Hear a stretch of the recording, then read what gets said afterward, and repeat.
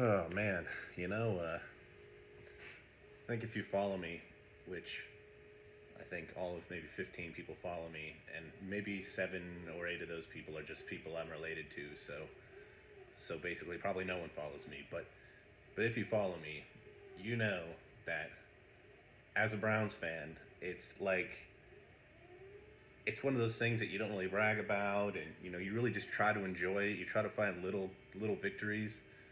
But every game is just a struggle, and here's another one. I mean, this is something that they could literally just put in the dictionary as a Browns game.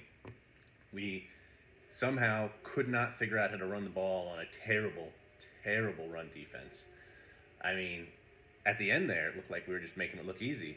It seems like a no-brainer if you have swirling winds and hail and the game's postponed because you're basically in the middle of a literal storm.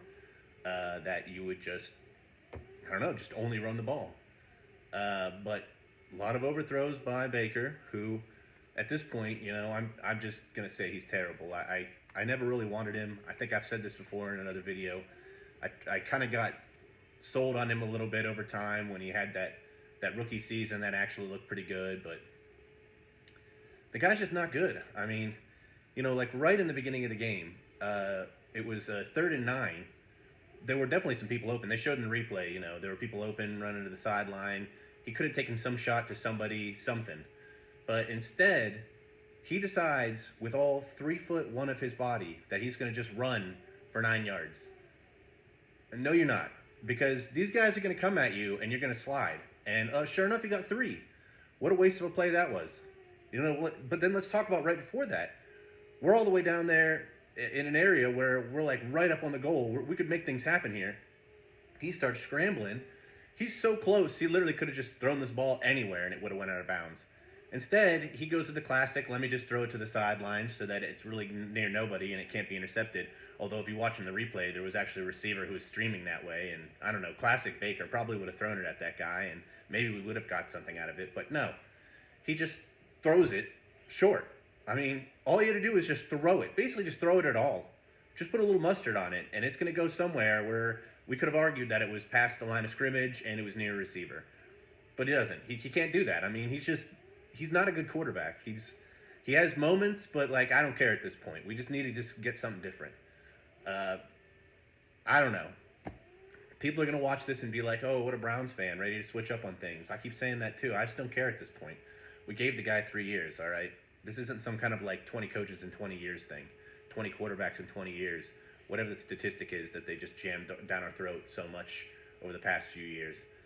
It's literally at this point we have no advantages with him. I mean, what is his advantage? Even with people like Jameis Winston, who just used to throw interceptions all the time, at least he was somewhat accurate, and he did get a lot of touchdowns. But, it was an air raid offense. They didn't really have much of a run game, and that was what the whole team was. So you can't really fault that scenario, but he just isn't there. Thank God Garrett in the beginning was doing what he does. I mean, he got a sack, that goal line stop where they literally should have had a touchdown, but he just sat there. He sat on that route. He was like, oh, I know Watson's coming because Watson's going to want to get this in. And he just grabbed him and threw him down. I mean, it was impressive, But again, though, typical Browns game. We go into the half, we're winning. We've been winning the whole game. If I were to just tell you, yeah, I went into the half and my team was winning the entire game, you'd be like, man, you probably enjoyed watching football. No, I'm a Browns fan, so my team was up by 3 points. And it was very, very close to not being that way many times. So, again, there was a point in the second half where, typical Browns, interception was there for the taking. Quarterback's going down already. He just throws this ball up. Receiver, as the commentator said, doesn't even know the ball's coming at him. He just sort of turns and looks, and there's this ball coming at him. Oh, but no, wait. The cornerback just slips right there. Just falls over.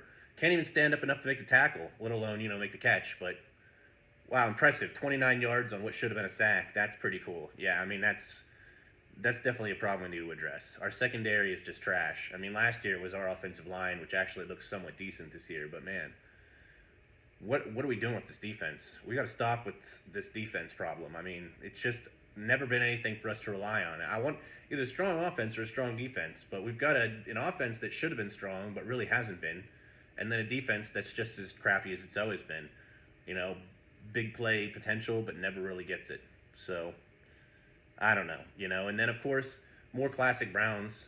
We are finally in a position where we start to feel like we might have some sort of lead, and we go ahead and go into pile driving mode with people and just flip them upside down and jam them on their head when we're like right on the 30-yard line, just so we can make it a little bit closer. And then of course, that was like a slop catch. That's like when you hit a ball around the pool table and it just bounces off 6 walls and goes into a different hole and you go, nailed it. Like, no, you didn't. All right. This dude's throwing the ball to a receiver in the back end zone. It's supposed to be some sort of fade pass, so it's just barely caught.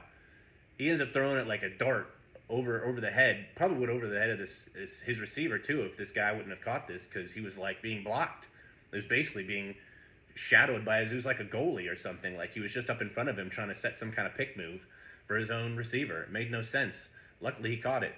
But just next moment possible, next thing that could possibly happen, we muffed a punt. Peoples-Jones catches his ball, it goes blah, blah, blah, blah, blah, across the field. It's just like a Browns game. That's what it is. Every moment that happens, my head's in my hands, and I'm just thinking, man, when I make this video later, should I put a bag on my head? But, I mean, we could have a win, but still a bag would be appropriate, because maybe I don't want people on the streets knowing yet that I support this team.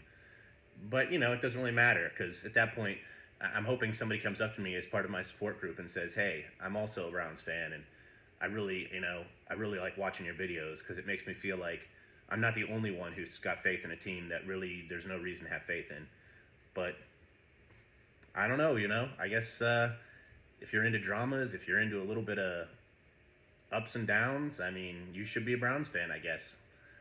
I would rather just have a season, or hell, even a game, where I could just feel like I'm enjoying it and I know we're going to win. But, I mean, this team didn't even have the same coach the whole year. They got the oldest coach in all of football. They got a team that's completely dysfunctional.